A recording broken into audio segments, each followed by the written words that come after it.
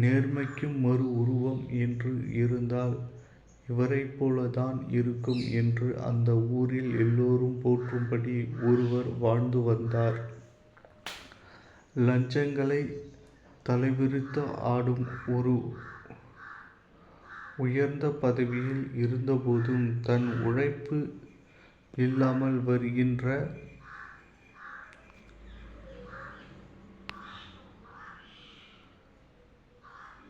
பார்த்தார்.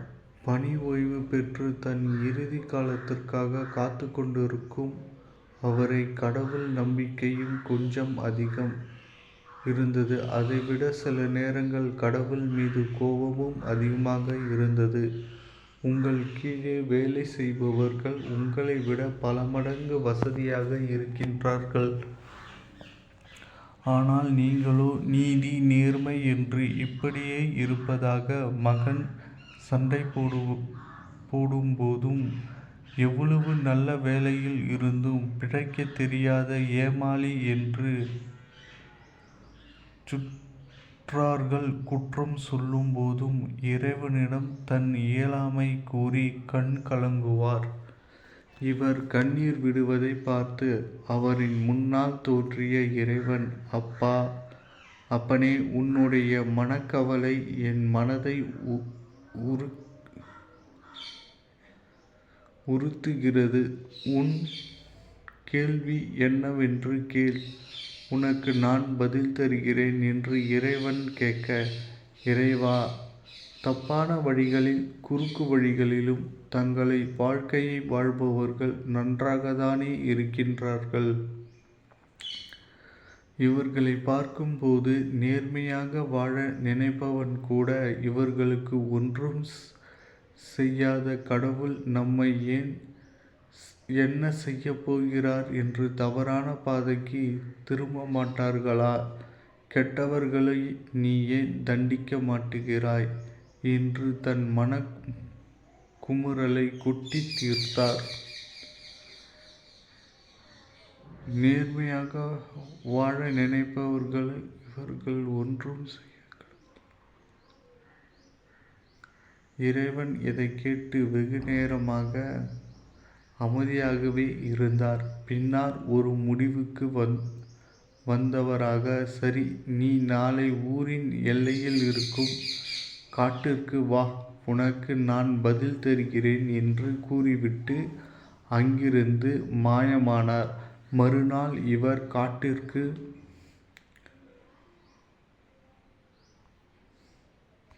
காட்டிற்கும் நேர்மையாகவும் மக்களுக்கு தன்னால் முடிந்தவரை உதவி செய்வார். இரண்டாவது நபர் சூழ்நிலையை தகுந்தவாறு நன்மைகளையும் தீமைகளையும் செய்து கொண்டே வாழ்பவர், அதாவது பாவ புண்ணியங்கள் சரிசமமாக. மூன்றாவது நபர் யாரை பற்றியும் கவலைப்படாமல் தனக்கு எது வசதியோ அதை மட்டுமே செய்வார், அதாவது மற்றவர்களுக்கு கிடைக்க வேண்டிய நியாயமான உதவிகளை கூட செய்யாமல் தீமைகளை மட்டுமே செய்பவர் என்று மூன்று நபர்களை பற்றியும் இவரிடம் கூறிவிட்டு அந்த மூன்று நபர்களும் அருகில் வருமாறு இறைவன் அழைத்தார். அருகில் வந்தவர்களிடம், இங்கு தேவையான அளவு கூடைகளும் தண்ணீரும் இருக்கிறது. நீங்கள் ஒவ்வொருவரும் ஒரு நபருக்கு 15 நாட்களுக்கு தேவையான பழங்களும் கிழங்குகளும் என்று இந்த காட்டில் கிடைக்கும் அனைத்து உணவுப் பொருட்களையும் சேகரித்து கொள்ளலாம். சூரியன் மறைவதற்குள் நீங்கள் சேகரிக்கும் உணவுப் பொருட்களை சிறையில் இருக்கும் 3 நபர்களுக்கு கொடுக்கப்படும். அதையெல்லாம் நீங்கள் சேகரிக்கும் பொருட்கள் எவ்வளவு என்று நான் கணக்கிடவோ அல்லது சோதனையிடவோ செய்ய மாட்டேன் என்று கூறிவிட்டு அவர்களின் காட்டிற்குள் அனுப்பி வைத்தார். முதல் நபர் யாரும் உண்ணும் போகும் உணவுதானே என்று எண்ணாமல் நல்ல கனிகளையும் 15 நாட்களுக்கு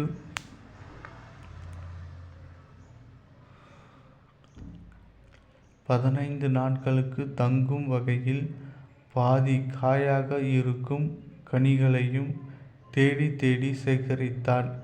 கிழங்குகள், முந்திரி கொட்டைகள் என்று உடலுக்கு சக்தி தரக்கூடிய எல்லாவற்றையும் சேகரித்தான்.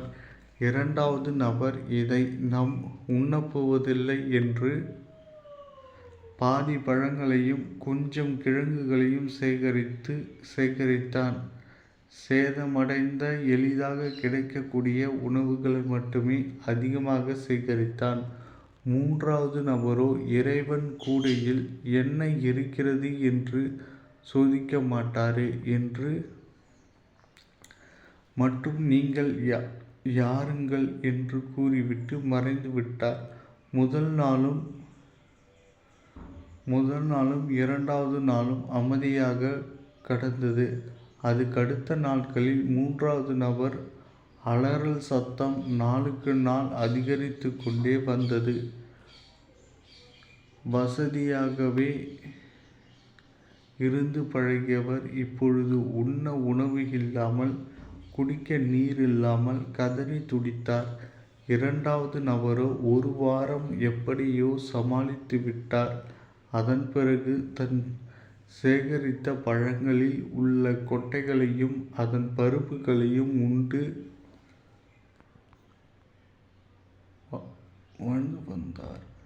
மன்னித்து வெளியே விடுங்கள் என்று கதறிக்கொண்டே இருந்தான். முதல் நபரோ எந்த சலனமும் இல்லாமல் அமைதியாக இருந்தான். அவன் அறையில் இருந்து எந்த அலறல் சத்தமும் கேட்கவில்லை. 15 நாட்களும் முடிந்தது. அந்த பெரியவரை அழைத்து கொண்டு அந்த 3 நபர்களையும் பார்க்க இறைவன் வந்தார். முதல் நபர் எந்தவித பிரச்சனையும் இல்லாமல் நல்ல பழங்களையும் கிழங்குகளையும் உண்டு ஆரோக்கியமாக வெளியே வந்தான். 2வது நபரோ கெட்டுப்போன உணவுகளை உண்டு உடல்நிலை பாதிக்கப்பட்டு உடல் குணப்படுத்த முடியாத நோய்களுடன் வெளியே வந்தார். 3வது நபர் யாரோ தன்னை உண்ணப் போகின்றார்கள் என்று இலைகளையும்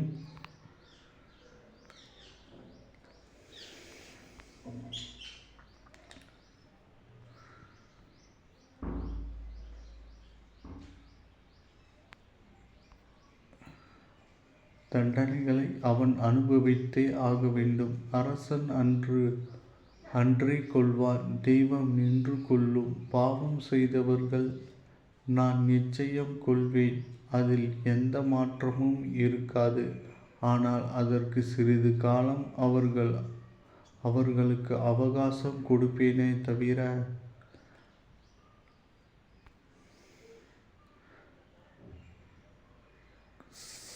சத்தமாக சிரித்தபடியே இறைவன் கொஞ்சம் கொஞ்சமாக மறையத் தொடங்கினார்.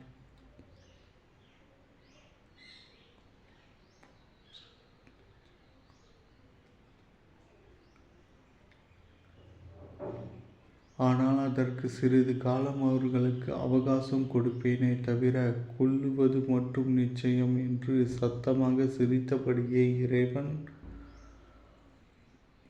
கொஞ்சம் கொஞ்சமாக மறையத் தொடங்கினார். தான் எவ்வளவு புனிதமான வாழ்க்கை வாழ்ந்திருக்கின்றோம் என்று மனநிறைவுடன் தன் வீட்டை நோக்கி அந்த பெரியவர் உற்சாகமாய் நடக்க ஆரம்பித்தார்.